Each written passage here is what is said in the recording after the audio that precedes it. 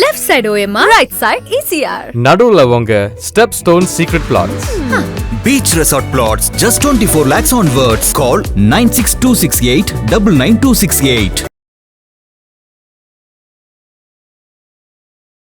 திரு சீமான் அவர்கள் தாவேகாவினரையோ இல்லை விஜய் அவர்களையோ விமர்சிக்க கூடாதுன்னு சொல்லிட்டாங்க. ஆனால் திரும்ப திரு சாட்டை துரைமுருகன் அவர்கள் விமர்சனம் பண்ணிட்டு தான் இருக்காரு, காணொலி வெளியிட்டு தான் இருக்காரு. அப்போ திரு சீமான் அவர்களோட பேச்சை சாட்டை துரைமுருகன் கேட்கலையா, மதிக்கலையான்ற அந்த கேள்வி வந்திருக்கு. ஆனால் சீமான் அவர்கள் அறிவுறுத்துறது இதுதான், யாரையுமே தவறான மொழிகளில் விமர்சிக்கிறதோ அவர்களை அவதூறுகளால் காயப்படுத்துவதோ கூடாது அப்படிங்கிறாங்க. அந்த மாதிரி யாருமே நாம் இஷ்டப்படுறோம். அண்ணன் சாட்டை துரைமுருகன் அவர்கள் கூட அவர் எந்த இடத்துலயுமே அவதூறா எடுத்து பேச மாட்டாரு. அவதூறா எங்கேயாவது எடுத்து பேசுறாரா, பர்சனலா எடுத்து ஏதாவது பேசுறாரா? நாம கேட்கறது பெண்களுக்கு வேலை வாய்ப்பு, ஒரு தன்மானமிக்க வாழ்வு, வாழ்வாதாரத்தை மேம்படுத்தக்கூடிய ஒரு சூழல், செயல் வடிவத்தில் எதுவுமே வரலங்கிறது நீண்ட நாளா நம்ம பார்க்கக்கூடிய ஒரு அவலமா இருக்கு. அதை களையணும்னா ஆட்சி மாறணும். அதெல்லாம் ஏன் வெளியில பேச மாட்டீங்க? வெளியில பேசினா பெரியாரை பத்தி பேசுறதும் இல்ல மாநாடுகள் இது சம்பந்தமா தான் நீங்க பேசிட்டு இருக்கீங்கன்ற மாதிரி விமர்சனமும் இருக்கு. நீங்க பாக்குறது இல்ல, நாங்க எல்லாத்த பத்தியும் பேசுறோம். நாங்க எதை நீங்க உங்களுடைய டிஆர்பி ஏறும் நினைக்கிறீங்களோ அதை மட்டும் நீங்க இழிவா பேசுறதா வெளியில மக்கள் சொல்றாங்களே, இதெல்லாம் கூட நீங்க வெளியில பேசலாமே. அதுதான் ஐயா இவர் அவர்கள் பத்தி அவர் என்ன சொன்னாருங்கிறத மட்டும்தான் இது வரைக்கும் வெளில சொல்லியிருக்கோம். ஆதி முதல் அந்தம் வரை எல்லாவற்றுக்குமான சீர்திருத்தவாதியாக ஐயா ஈவேரா மட்டும்தான் இருந்தாருன்னு சொல்றதை நாம் தமிழ் கட்சி விமர்சிக்குது. இந்த இதை மட்டும் தான் பிரதானப்படுத்தி காட்டுறீங்களோன்றது கேள்வி. நீங்க நாங்க இல்ல.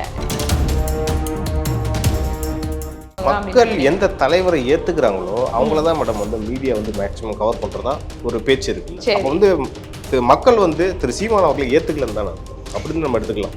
அதாவது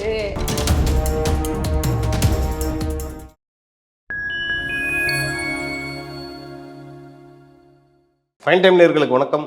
இன்று நம்மோடு இணைந்திருப்பவர் நாம் தமிழர் கட்சியை சேர்ந்த ஃபாத்திமா ஃபர்கானா அவர்கள். வணக்கம் மேடம். வணக்கம். திரு சீமான் அவர்கள் தாவேகாவினரையோ இல்லை விஜய் அவர்களையோ விமர்சிக்க கூடாதுன்னு சொல்லிட்டாங்க. ஆனால் திரும்ப திரு சாட்டை துரைமுருகன் அவர்கள் விமர்சனம் பண்ணிட்டு தான் இருக்காரு, காணொலி வெளியிட்டு தான் இருக்காரு. அப்போ திரு சீமான் அவர்களோட பேச்சை சாட்டை துரைமுருகன் கேட்கலையா, மதிக்கலையான்ற அந்த கேள்வி வந்திருக்கு. இல்லை இங்க எல்லாருக்குமே பேச்சுரிமை இருக்கு, ஓகேங்களா?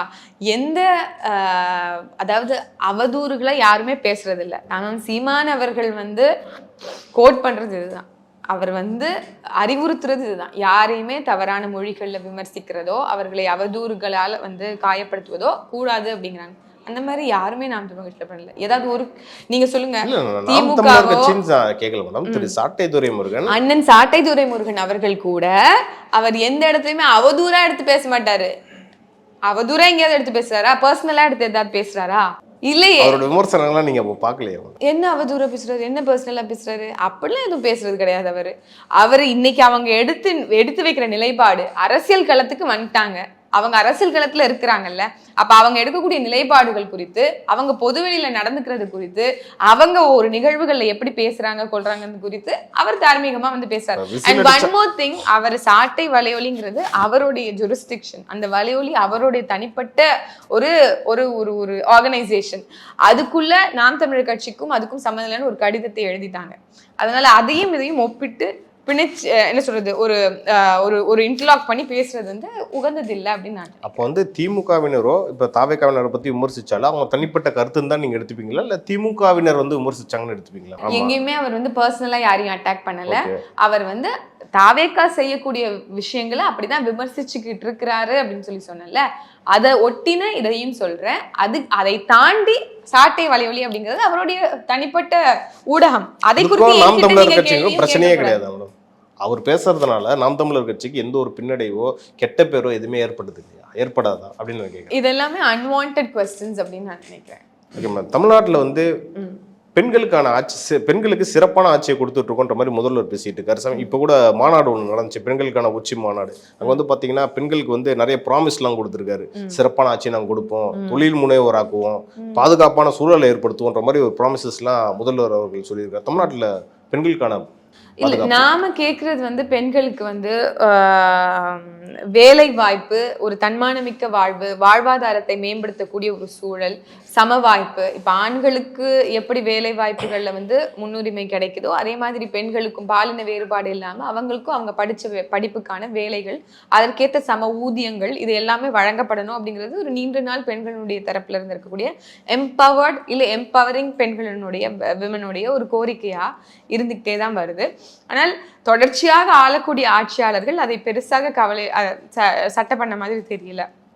இப்படி பேசும்போது வரவேற்கத்தக்கதா இருக்கு, ஆனால் அது வெறும் சொற்களாக இருக்கு, அது செயல் வடிவத்துல வரல அப்படிங்கிறத நம்ம தொடர்ச்சியாக இப்போ ஒன்றும் இல்லை. எக்ஸாம்பிளுக்கு எடுத்துக்கோங்களேன், 33 விழுக்காடு வந்து பெண்களுக்கான ரிசர்வேஷன் வெறும் பேச்சு பொருளாக தான் இருக்கு. யாருமே அதை வந்து செயல்படுத்தலை. அது செயல்படுத்தணும்னா அதுக்கு இன்னொரு 10 years நீங்கள் வெயிட் பண்ணணும் அப்படிங்கிறது தான் ஒன்றிய அரசுமே இப்போ கொண்டு வந்திருக்க பில் மூலியமா நமக்கு தெரியுது.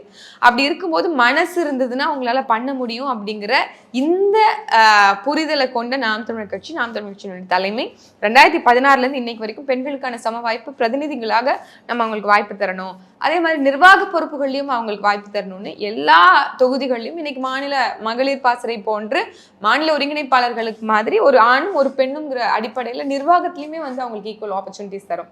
அந்த மாதிரி மனசு வந்து இவர்கள் செய்யறாங்க அப்படின்னு நம்மளால சொல்ல முடியல. எல்லாமே எப்படி பேரளவுல வந்து ஒப்பந்தம் ரீதியாக இருக்குதோ, பேரளவுல விளம்பர அரசியல் மாதிரி இருக்கோ, செயல் வடிவத்துல எதுவுமே வரலங்கிறது நீண்ட நாளா நம்ம பார்க்கக்கூடிய ஒரு அவலமா இருக்கு. அதை களையணும்னா ஆட்சி மாறணும்.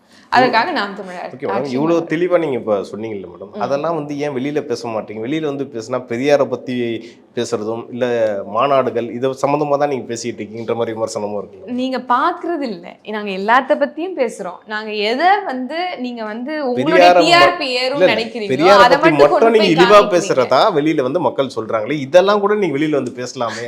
அதுதான் ஐயா, இவர் அவர்கள் பற்றி அவர் என்ன சொன்னாருங்கிறத மட்டும்தான் இது வரைக்கும் வெளில சொல்லியிருக்கோம். இன்னும் அவரை பற்றிலாம் நாங்கள் யாருமே எதுவுமே பேசல. அவர் என்ன சொல்லியிருக்காரு, எதெல்லாம் மறைக்கப்பட்டிருக்க ஆர்டிக்கலாக இருக்கோ அது எல்லாத்தையும் இன்னைக்கு வெளியில் உலகத்துக்கு இல்லைங்க, இதெல்லாம் அப்படி அவரெல்லாம் சொல்லவே இல்லைங்க, வாங்க விவாதிப்போன்னு ஒரு தடவை கூப்பிடுங்கிறதுக்காக தான் நம்ம எல்லாருமே காத்திருக்கோம்.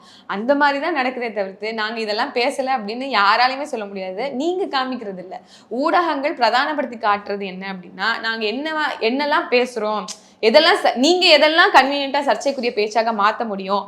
ஏன்னா இங்க வந்து ஒரு சோஷியல் ஸ்ட்ரக்சர் இருக்குல்ல, ஐயா ஈவேரா அப்படின்னா அவர் தான் இந்த மண்ணுக்கான விடுதலைக்காக போராடிய ஒரே மனிதர் அப்படிங்கிற ஒரு நம்பிக்கை வந்து உருவாக்கப்பட்டிருக்கு இந்த சமூகத்துல. சர்ச்சைக்குரிய அரசியலையே நீங்க தான் பண்றீங்கன்ற மாதிரி விமர்சனம் இருக்கு மேடம். அதை தான் நான் சொல்றேன், சர்ச்சைக்குரிய அரசியலுங்கிறதுலாம் இல்லை. இப்ப வந்து அதான் சொல்றேன், ஆதி முதல் அந்தம் வரை எல்லாவற்றுக்குமான சீர்திருத்தவாதியாக ஐயா ஈவேரா மட்டும்தான் இருந்தாருன்னு சொல்றதை நாம் தமிழர் கட்சி விமர்சிக்குது. இந்த பார்வையை முதல்ல நீங்க தெளிவுபடுத்துங்க. இதை மட்டும் தான் பிரதானப்படுத்தி காட்டுறீங்களோன்றது கேள்வி. நீங்க நாங்க இல்ல, நாம் தமிழர் கட்சி எத்தனை முன்னோர்களை பத்தி இன்னைக்கு வரைக்கும் கூட்டங்கள் போட்டிருக்கோம். ஐயா யோதிதாச பண்டிதர், ஐயா ரெட்டைமலை சீனிவாசன், மருதிருவர்கள், இல்ல கக்கன், காமராசர், வேலு நாச்சியார், எல்லாருக்குமே கூட்டம் போட்டிருக்கோம். எங்களுடைய இனத்தின் முன்னோர்கள் நாங்க பார்க்கக்கூடிய அத்துணை இந்த மண்ணின் மைந்தர்களுக்காகவும் நாம அவர்களுக்கான மரியாதையாக அவங்களுக்காக கூட்டம் போட்டு அவர்களுடைய வரலாற்றை பேசி அந்த விழிப்புணர்வை மக்களுக்கும் எடுத்து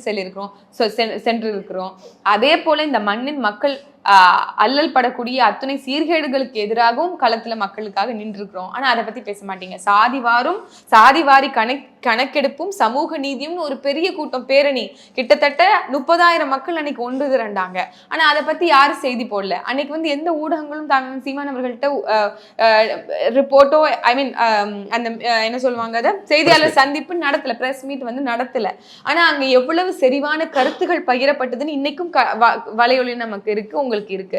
ஆனால் நீங்க எதை கொண்டு போய் மக்களுக்கு காமிக்கணும்னு நினைக்கிறீங்க அப்படின்னா, இங்க அதை பத்தி யாராவது ஒருத்தவங்க 2 பேர் விமர்சிக்கிறாங்க அப்படின்னா உடனே உங்க கேமரா திருப்பி இந்த பக்கம் இப்படி வருது இப்படி வருது. நீங்க ஏற்கனவே ஒருத்தர் சொல்லியிருந்தீங்களா, நீங்க இதெல்லாம் பண்றீங்க அதெல்லாம் பாராட்டக்கூடிய விஷயம் தான். தமிழ் தலைவர்கள் எல்லாம் நீங்க வந்து போட்டுறீங்க, அதெல்லாம் ஓகே, பாராட்டக்கூடிய விஷயம் தான். ஆனா மக்கள் நல பிரச்சனைகள் நீங்க பேசுறீங்களா, அதை தான் நான் கேட்கிறேன். அதனாலதான் ஒருவேளை மக்கள் உங்களுக்கு வந்து வெற்றி கனியை கொடுக்க மாட்டாங்களோன்ற கேள்வி வந்து இல்ல. இப்ப நாங்க வந்து 2016 இருந்த அளவுக்கு எல்லாம் ஒரு மீடியா பிளாக் அவுட்ல இன்னைக்கு இல்லைன்னு சொன்னாலுமே கூட நீங்க சொல்ற மாதிரி எல்லா கருத்துக்களும் மக்களுக்கு போய் சென்றடைகிறது இல்லைங்கிறது தான் உண்மை. எங்களுடைய கடமையை செஞ்சுட்டு தான் இருக்கோம். நான் இப்ப சொன்ன மாதிரி ஒரு ஆண்டுல மட்டும் 352 போராட்டங்கள், எந்த கட்சியும் செய்யாத ஒரு வரலாற்று திருப்பு முனையாக நாம் தமிழர் கட்சி செஞ்சிருக்கு. திமுகவுக்கும் அதிமுகவுக்கும் இந்த ட்ராக் ரெக்கார்டு இருக்குமான்னு தெரியல. லாஸ்ட் 1 இயர்ல உண்மையா சொல்ல போனோம் அப்படின்னா எதிர்கட்சியாக செயல்பட வேண்டிய அதிமுகவை விட அதிகமாக நாம் தமிழர் கட்சி களத்துல நின்று போராட்டங்களை, மக்களுக்கான இஷ்யூ, டங்ஸ்டன் போராட்டமாக இருக்கட்டும், இல்ல பரந்தூர் விமான நிலைய போராட்டமாக இருக்கட்டும், CPCL எதிர்ப்பு போராட்டமாக இருக்கட்டும், எண்ணூர் அனல்மின் நிலையமாக இருக்கட்டும், இப்படி எல்லா போராட்டங்களும், தூய்மை பணியாளர்கள் சிக்கலாக இருக்கட்டும், இப்படி மக்களுடைய பிரச்சனைகள் எல்லாத்துக்கும் களத்துல இருந்திருக்கும். அதே மாதிரி அவங்களுடைய மனசாட்சியாக நாங்க அறிக்கைகளும் பேச்சுகளும் கூட தாங்கள் சீமான் அவர்கள் உரை ஆற்றியிருக்கிறார். அதனால அதெல்லாம் போய் மக்களுக்கு செல்றது கிடையாது. ரொம்ப ஒரு நீஷ் கிரௌடுக்கு மட்டும்தான் போகணும் அப்படிங்கிற நீஷ் கிரௌட்னா அந்தந்த பகுதியில் இருக்கிற மக்களுக்கு மட்டும்தான் தெரியும். கட்டாயம் இப்ப நீங்க ஒவ்வொரு பகுதிகளுக்கும் நாம் தமிழ் கட்சி சீரான ஒரு வளர்ச்சி வருவதற்கான காரணம் என்ன? எல்லாரும் எங்களை யூனிவர்சல் அக்செப்ட் பண்ணிக்கிறாங்கன்னு அர்த்தம். அப்ப இது பரவலாக்கப்படுது, எல்லாருக்கும் கடத்தப்படுது, இங்க ஒரு பிரச்சனை இப்படி நடக்குது, இதுக்காக இங்க யாருமே பேசல, சீமான் பேசுறாரு அப்படிங்கிற செய்தியை எல்லாருக்கும் நீங்க கடத்துனீங்க அப்படின்னா தான் மக்களுக்கு தெரிய வரும். இப்படி ஒருத்தவங்க இருக்கிறாங்க, இந்த மாதிரி இவங்களுடைய செய்திகள் இவ்வளவு ஆக்கப்பூர்வமா இருக்கு, இவங்களுக்கான ஒரு கட்டாயம் நம்ம மாற்று வாய்ப்பு அளிக்கலாம் அப்படிங்கிற ஒரு தேடலும் ஒரு வாய்ப்பும் எப்ப உருவாகும் அப்படின்னா நீங்க கொண்டு போய் காமிக்கும் போதுதான், ஊடகங்கள் போய் காமிக்கும் போதுதான். மக்கள் எந்த தலைவரை ஏத்துக்கிறாங்களோ அவங்களதான் மேடம் மீடியா மேக்சிமம் கவர் பண்றதா ஒரு பேச்சு இருக்குல்ல. அப்ப மக்கள் திரு சீமான் அவர்களை ஏத்துக்கலன்னு தானே அர்த்தம், அப்படின்னு நம்ம எடுத்துக்கலாம். அதாவது நீங்க பலரும் இந்த உதாரணத்தை கொடுத்துட்டாங்க. நான் சொல்றேன், ஆட்டுக்கார அலமேல்னு ஒரு படம் வந்துச்சான். அந்த படத்தினுடைய ரிலீஸ்னப்போ அந்த ஆட்டுக்குட்டியை கூட்டிட்டு ஊர்வலம் போயிருக்கிறாங்க. அந்த ஆட்டை பாக்குறதுக்காக ஜனம் எல்லாம் பெரிய அளவுல கூடிக்கிட்டு இருந்துச்சான். அப்போ ஒரு கூட்டம் கூடுது அப்படின்னா அவங்களுக்கு இருக்கக்கூடிய ஃபெமிலியாரிட்டி, ஒரு பாப்புலாரிட்டி போதும். அவங்க என்ன பெரிய சாதனை செஞ்சிருக்காங்க, அவங்க என்னென்னலாம் களத்துல பண்ணிருக்கிறாங்க அப்படிங்கறதெல்லாம் மக்கள் தேடுறது இல்லை. இப்ப அதிகமா பார்க்கப்படுதுங்கிறனால அது எல்லாரும் விரும்புறாங்க அப்படின்னு அர்த்தமா? அப்படி கிடையாது. அப்படி பார்த்தா இங்க நிறைய விஷயங்கள் அப்படி இருக்கு. இது அதிகமா விருப்பப்படுது, ஆனா எல்லாருக்கும் அது கிடைக்குமா? இல்லையே. அப்ப ஆராய்ந்து பார்க்கும் போதுதான் உங்களுக்கு அதனுடைய நன்மை தீமை தெரியுது. இப்ப எல்லா இடத்துலயும் ஒண்ணுதான் தாய்மாமன் சீமான் அவர்கள் சொல்லக்கூடிய இந்த கதை தான். ஒரு கடையில வாழைப்பழ தார் தலைக்கீழ அப்படி தொங்குமா. அந்த வாழைப்பழம் வெளியில தான் எல்லா கடைகள்லயும் வச்சிருப்பாங்க. அதை பார்த்து யாருமே வாங்க மாட்டாங்க, அதை யாருமே விரும்ப மாட்டாங்க. ஆனா அந்த பெட்டிக்கடை கீழே நிறைய சிகரெட்டு, ஹான்ஸ், அந்த அது இது போதை பொருள் எல்லாம் வச்சிருப்பாங்க. அதை போய் தேடி பார்த்து வாங்குறாங்க. பாத்தீங்களா? இதுதான் மக்களுடைய மனநிலையா இன்னைக்கு இருக்கு.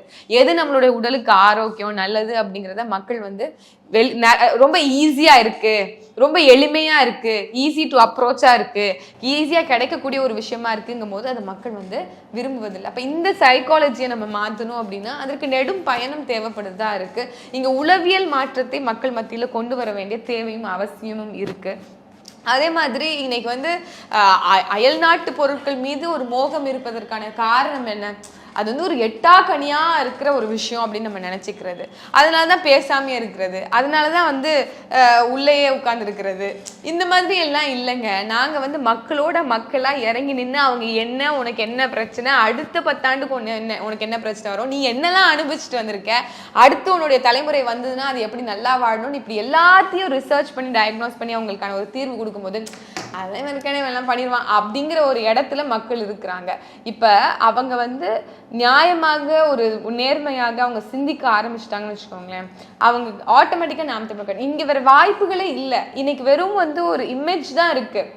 ஒரு விஜய் அவர்களை எடுத்துக்கிட்டீங்க அப்படின்னா அது ஒரு காட்சி பொருளா தான் இருக்கு, ஒரு காட்சி பொருளா இருக்கு. அதை செஞ்சிருவாரு அப்படின்னு தான் இருக்காங்க.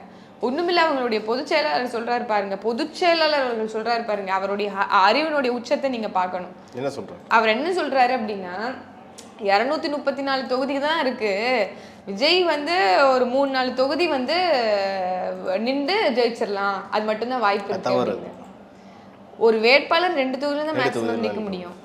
ஒரு பொதுச் செயலாளருடைய அறிவே இப்படிதான் இருக்குங்கும் போது எதன் அடிப்படையில மக்கள் அவங்களை தேர்ந்தெடுப்பாங்க நீங்க சொல்றீங்க? அந்த ஒரு கேள்வியும் நமக்கு வருதுல்ல. அப்போ ஒரு நாட்டுல உங்களுடைய பிரதிநிதியை, உங்களுடைய எம்எல்ஏவை, உங்களுடைய எம்பியை தேர்வு பண்ணணும் அப்படின்னா அது ஒரு சாதாரண பணி இல்லை அப்படிங்கிற விழிப்புணர்வை முதல்ல மக்களுக்கு கொடுக்கணும்.